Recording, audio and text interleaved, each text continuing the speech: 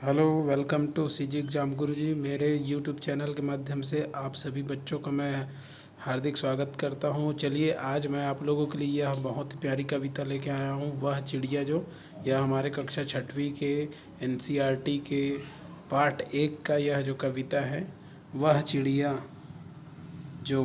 कविता का शीर्षक है वह चिड़िया जो। आप देख सकते हैं, यह एनसीईआरटी के ऑथेंटिक बुक से ये कविता आपके सामने पढ़ूंगा और कुछ क्वेश्चन आंसर भी हम चर्चा करेंगे। इस कविता को लिखा है केदारनाथ अग्रवाल ने। बहुत ही प्रसिद्ध कवि हैं केदारनाथ अग्रवाल। उनके बारे में भी मैं दूसरे वीडियो में बता दूंगा। तो ये आज का हमारा ये कविता का शीर्षक है वह चिड़िया जो। मैं आपको पढ़ के सुनाता हूँ, साथ साथ आप भी दोहरा सकते हैं। देख सकते हैं चिड़िया के कितनी सुंदर यहाँ तस्वीर उकेरी गई है एनसीईआरटी के बुक में। और ये आप ये जो क्यूआर कोड है इसको भी स्कैन करके आप पढ़ सकते हैं। तो मैं कुछ जल्दी चीज़ें ले लेता हूँ।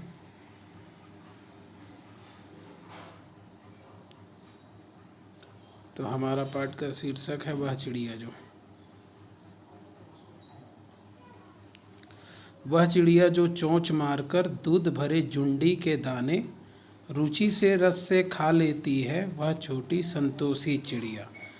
नीले पंखों वाली मैं हूँ, मुझे अन्न से बहुत प्यार है।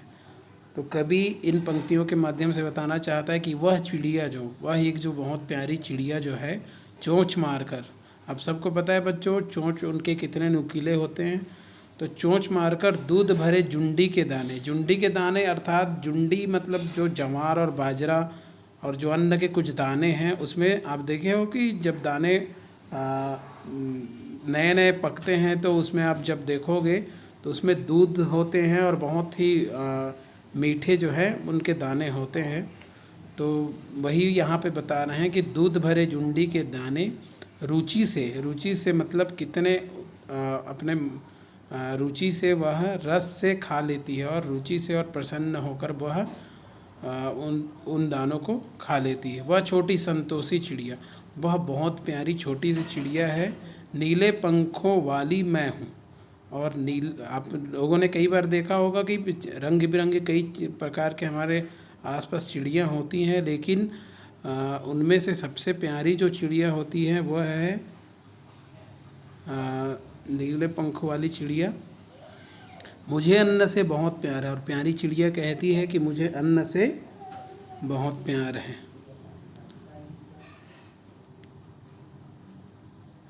अब आगे देखते हैं। वह चिड़िया जो कंठ खोलकर, अपने गला के नीचे जो कंठ खोलकर बूढ़े वन बाबा की खातिर रस उंडेलकर गा लेती है। और आप लोगों ने कहानी में देखा होगा या कहानी में सुना होगा कि प्राचीन काल में या हमारे जंगलों में जो ऋषि मुनि जो तप करते थे, उनके लिए वह गीत गाती थी, ऐसा कवि कह रहे हैं। वह छोटी मुँह बोली चिड़िया, छोटी मुँह वाली वो जो चिड़िया है नीले पंखों वाली मैं हूँ। और चिड़िया कहती है कि मैं नीले पंखे वाली हूँ, मुझे विजन से बहुत प्यार है। और वो कहती है कि मुझे जो है विजन से बहुत प्यार है। तो ये बहुत छोटी सी कविता थी। और अंतिम पंक्ति के रूप में यह है कि वह चिड़िया जो चोंच मारकर चढ़ी नदी का दिल टटोलकर जल का मोती ले जाती है। और वह जो है चिड़िया चोंच मारकर नदी की ओर उड़ती है और बहुत गहराई में समंदर के भी जाकर वह जो है जल का मोती ले जाती है, और जल की जो छोटी छोटी बूंदें हैं उसको अपने चोंच में ले जाती है। वह छोटी गर्बीली चिड़िया नीले पंखे वाली मैं हूँ, मुझे नदी से बहुत प्यार है। और कहती है कि मुझे जो है नदी से बहुत प्यार है। और नदी की जो है जल की बूंदें, जिसको हम मोती कह सकते हैं, वह ले जाती। इस कविता को लिखा है केदारनाथ अग्रवाल जी। पाठ के बारे में मैं आपको कुछ बता देता हूँ कि कवि ने बताया है कि उनके स्वभाव में नीले पंखों वाली एक छोटी चिड़िया है। वह संतोषी है, अन्न से बहुत प्यार करती। वह अपनेपन के साथ कंठ खोलकर पुराने घने वन में बेरोक गाती है, मुँह बोली है, एकांत में भी उमंग में रहती है। वह उफनती नदी के विषय में भी जानकर भी जल की मोती सी बूंदों को चोंच में भर लाती है।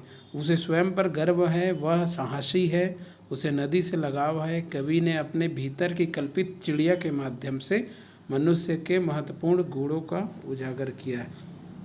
तो जी हाँ, ये बहुत छोटी कविता है लेकिन बहुत प्यारी कविता है। तो आप लोगों को ये कविता कैसे लगा कमेंट्स में ज़रूर बताइए। कुछ क्वेश्चन आंसर हैं, मैं आपको बता देता हूँ। पहला प्रश्न है, कविता से है, कविता पढ़कर तुम्हारे मन में चिड़िया का जो जो चित्र उभरता है उस चित्र को कागज़ पर बनाओ। तो आप लोगों को घर बैठे बैठे ही आपको एक कोरा कागज़ लेना है और कोरा कागज़ में जो रंग बिरंगी चिड़ियाँ आपके मन जो कल्पित मन में जो जितनी भी आती हैं उनके बारे में आपको चित्र बनाना है। दूसरा है, कवि कविता का कोई और शीर्षक देना हो तो क्या शीर्षक देना चाहोगे? माफ़ कीजिएगा, तुम्हें कविता का कोई और शीर्षक देना हो तो क्या शीर्षक देना चाहोगे? उपयुक्त शीर्षक सोच के लिखें। जैसे कवि ने इस कविता का नाम दिया है, केदारनाथ अग्रवाल जी ने दिया है, वह चिड़िया जो। अगर आप दूसरा कोई शीर्षक देना चाहते हैं तो आप अपने मन से शीर्षक दे सकते हैं। जैसे अगर मुझे शीर्षक देना हो तो मैं अपने मन से दे देता छोटी सी प्यारी चिड़िया। मैंने अपना शीर्षक दे दिया। इस तरह से आप भी अपना शीर्षक दे सकते हैं। प्रश्न क्रमांक 3 से देखते हैं, इस कविता के आधार पर बताओ कि चिड़िया को किन किन चीज़ों से प्यार है। आप एक बार अच्छे से इस कविता को, मैं ये PDF जो है लिंक डिस्क्रिप्शन में डाल दूँगा, वहाँ से आप ले सकते हैं। और इस कविता के आधार पर बताओ कि चिड़िया को किन किन चीज़ों से प्यार है। आपको कविता को एक बार फिर से अच्छे से पढ़ना है या वीडियो आप वापस जाके अच्छे से पढ़ना है और आपको बताना है कि चिड़िया को इस कविता के माध्यम से किन किन चीज़ों में प्यार है।